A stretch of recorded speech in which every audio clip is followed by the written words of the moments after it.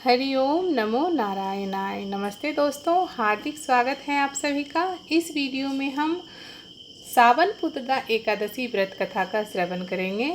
वैसे तो पुत्रदा एकादशी साल में दो होती है, एक पौष पुत्रदा एकादशी, दूसरा सावन पुत्रदा एकादशी। इस वीडियो में हम सावन पुत्रदा एकादशी व्रत कथा का श्रवण करेंगे। द्वापर युग के आरंभ में ही महिष्मती नाम की एक नगरी थी। उस नगरी में महाजीत नाम का एक राजा राज्य करता था। वह पुत्रहीन था, इसलिए वह सदा दुखी रहता था। उसके राज्य सुख और वैभव सभी कुछ से भरा पड़ा था, परंतु वह अपने राज्य में अकेला बहुत दुखी होता था और कष्टदायक प्रतीत होता था, क्योंकि पुत्र के बिना मनुष्य को इहलोक और परलोक दोनों में सुख नहीं मिलता है। राजा ने पुत्र प्राप्ति के बहुत उपाय किए, परंतु उसका हर उपाय निसफल रहा। जैसे जैसे राजा महाजीत वृद्धावस्था की ओर बढ़ता जा रहा था, वैसे वैसे उसकी चिंता बढ़ती जा रही थी। एक दिन राजा ने अपनी सभा को संबोधित करके कहा, ना तो मैंने अपने जीवन में कोई पाप किया है और ना ही कोई अन्यायपूर्वक प्रजा से धन एकत्रित किया है, ना ही कभी किसी को कष्ट दिया है और ना ही किसी देवता और ब्राह्मणों का निरादर किया है। मैंने प्रजा का सदैव अपने पुत्र की तरह पालन किया है, कभी किसी को ईर्ष्या भाव नहीं किया, सभी को एक समान समझा है। मेरे राज्य में कानून भी ऐसे नहीं हैं जो प्रजा को अनावश्यक डर उत्पन्न करे। इस प्रकार धर्मयुक्त राज्य करने पर भी मैं इस समय अत्यंत कष्ट पा रहा हूँ। इसका क्या कारण है, मेरी समझ में नहीं आ रहा है। आप इस पर विचार करें कि इसका क्या कारण है और क्या इस जीवन में मैं इस कष्ट से मुक्त हो पाऊँगा। राजा के इस कष्ट के निवारण के लिए मंत्री आदि वन को गए, ताकि वहां जाकर किसी ऋषि मुनि को राजा का दुख बताकर कोई समाधान पा सके। वन में जाकर उन्होंने श्रेष्ठ ऋषि मुनियों के दर्शन किए। उस वन में वायुवृद्ध और धर्म के ज्ञाता महर्षि लोमेश भी रहते थे। वे सभी जन महर्षि लोमेश के पास गए। उन सब ने महर्षि लोमेश को दंडवत प्रणाम किया और उनके सन्मुख बैठ गए। महर्षि के दर्शन से सभी को बड़ी प्रसन्नता हुई और सब ने महर्षि से प्रार्थना की, हे देव, हमारे अहोभाग्य कि हमें आपके दर्शन का सौभाग्य प्राप्त हुआ है। मंत्री की बात सुन लोमेश ऋषि ने कहा, हे मंत्रीवर, आप लोगों की विनम्रता और सद्व्यवहार से मैं अति प्रसन्न हूँ। आप मुझसे अपने आने का प्रयोजन कहें, मैं आपके कार्य को अपने सामर्थ्य के अनुसार अवश्य ही करूँगा, क्योंकि हमारा शरीर ही परोपकार के लिए बना है। लोमेश ऋषि के ऐसे मृदु वचन सुनकर मंत्री ने कहा, हे ऋषिवर, आप हमारी सभी बातों को जानने में ब्रह्मा से भी ज़्यादा सामर्थ्य हैं, अतः आप हमारे संदेह को दूर कीजिए। महिष्मती नामक नगरी के हमारे महाराज महाजीत बड़े ही धर्मात्मा और प्रजा वत्सल हैं।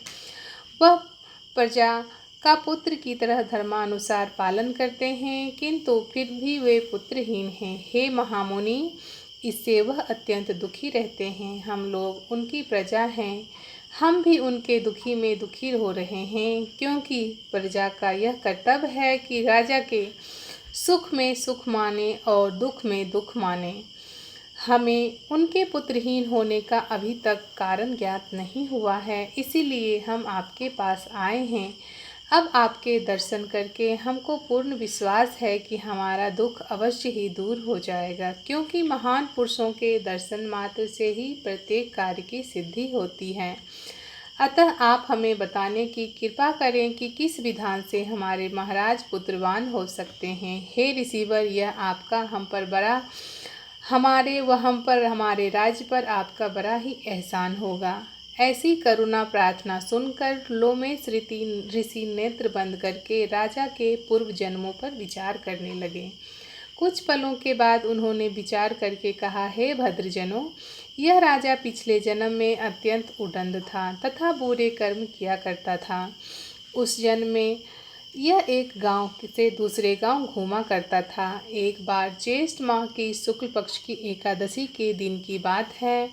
यह 2 दिन से भूखा था। दोपहर के समय एक जलाशय पर जल पीने गया। उस स्थान पर उस समय ब्याई हुई एक गाय जल पी रही थी। राजा ने उसको प्यासी ही भगा दिया और स्वयं जल पीने लगा। हे श्रेष्ठ पुरुषों, इसीलिए राजा को यह कष्ट भोगने पड़ रहे हैं। एकादशी के दिन भूखा रहने का फल यह हुआ कि इस जन्म में यह राजा और प्यासी गाय को जलाशय से भगाने के कारण पुत्रहीन है। यह जान सभी साधारण प्रार्थना करने लगे, हे ऋषि श्रेष्ठ, आप हमें बताने की कृपा करें कि ऐसा कोई उपाय बताएं जिससे हमारे राजा के पूर्व जन्म के पाप नष्ट हो जाएं और उन्हें पुत्र रत्न की प्राप्ति हो। सभासदों की प्रार्थना सुनकर लोमेश ऋषि ने कहा, हे श्रेष्ठ पुरुषों, यदि तुम सब सावन मास के शुक्ल पक्ष की पुत्रदा एकादशी का व्रत और रात्रि जागरण करो और उस व्रत का फल राजा को निमित्त कर दो तो तुम्हारे राजा के यहाँ पुत्र उत्पन्न होगा। राजा के सभी कष्टों का नाश हो जाएगा। इस उपाय को जानकर मंत्री सहित सभी ने महर्षि को कोटि कोटि धन्यवाद दिया तथा उनका आशीर्वाद लेकर के अपने राज्य में लौट आए। तदुपरांत उन्होंने लोमेश ऋषि की आज्ञा अनुसार पुत्रदा एकादशी का व्रत विधान पूर्वक उपवास किया और द्वादशी को उसका फल राजा को दे दिया। इस पुण्य के प्रभाव से रानी को गर्भधारण हुआ और 9 महीने पश्चात एक अत्यंत तेजस्वी पुत्र ने जन्म लिया। तो ये तो थी पुत्रदा एकादशी। जो भी भक्तगण नए दाम्पत्य हैं या फिर जो भी दाम्पत्य हैं उनको पुत्र सुख से वंचित हैं तो वो पुत्रदा एकादशी का मन में किसी तरह का शंका और किसी भी तरह का संशय न करते हुए पूरे श्रद्धा और विश्वास से इस व्रत को रखेंगे तो उनकी इच्छाएं अवश्य पूर्ण होंगी, उनके संतान की प्राप्ति उनको अवश्य ही होगी। आइए पुत्रदा एकादशी व्रत की विधि जान लेते हैं। सावन महीने की शुक्ल पक्ष की एकादशी यानी पुत्रदा एकादशी को सुबह नहा धोकर भगवान विष्णु को गंगा जल से स्नान कराएं और भोग लगाएं। पूरे दिन भगवान विष्णु का स्मरण करते रहें और पूरे दिन कुछ न खाएं। इस व्रत में अन्न किसी भी समय नहीं लेना चाहिए। अगर आप निराहार नहीं रह सकते तो बिना तला हुआ आहार, फल आदि ले सकते हैं। इस दिन पूरे समय भगवान विष्णु का जप करते रहें और साथ ही साथ विष्णु सहस्त्र नाम का भी पाठ करें। व्रत के अगले दिन वेद पाठ करने के पश्चात ब्राह्मणों को भोजन कराकर दक्षिणा दें। ऐसा करने से घर में सुख शांति ऐश्वर्य में वृद्धि होती है और निश्चित रूप से संतान सुख की प्राप्ति होती है। दोस्तों, सावन पुत्रदा एकादशी हो चाहे कोई भी एकादशी हो, इस दिन कुछ नियम बताए गए हैं, उसका पालन करना आवश्यक है। सबसे पहले आप दशमी के रात्रि को सात्विक भोजन करें। जो एकादशी का व्रत है यह 3 दिनों का व्रत होता है, दशमी, एकादशी और द्वादशी। इसके नियम दशमी के तिथि को ही शुरू हो जाती हैं। दशमी के तिथि को आप मसूर की दाल नहीं खाएं, साग ना खाएं, लहसुन प्याज ना खाएं, सात्विक भोजन करें। एकादशी का नियम पूर्वक व्रत करके आप द्वादशी को ब्राह्मणों को दान दे करके पारण मुहूर्त में ही पारण करें। एकादशी के दिन आप किसी भी प्रकार के पत्ते इत्यादि ना तोड़ें, फूल ना तोड़ें, तुलसी दल ना तोड़ें। हाँ, श्री हरि को आप तुलसी इस दिन अवश्य अर्पित करें क्योंकि बिना तुलसी दल के श्री हरि की पूजा अधूरी मानी जाती है। इस बात का आप विशेष ध्यान रखें। ये तो थी पुत्रदा एकादशी से संबंधित कुछ जानकारी। उम्मीद करती हूँ कि आपको वीडियो बेहद पसंद आई होगी। अगर वीडियो पसंद आए तो please like, share and subscribe. Thanks for watching. Goodbye and take care friends.